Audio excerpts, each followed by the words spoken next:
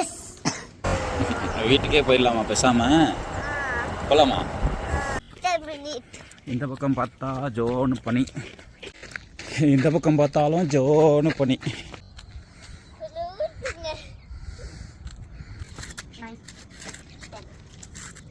கை பின்னாடி கட்டேன்.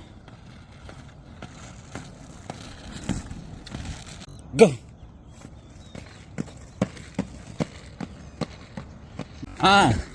ஃப்ரண்ட்டில் புஷ் பண்ண, லெக்கு இழுத்து தூக்கி லாங் ஸ்டெப் போய். நான் விட மாட்டேன், அங்கே வரைக்கும் நீ இப்படி தான் போகணும். இழு இழு இழு இழு இழு புஷ். ஃப்ரண்ட்டில் புஷ் பண்ணு, ஃப்ரண்ட்டில் புஷ் பண்ணு.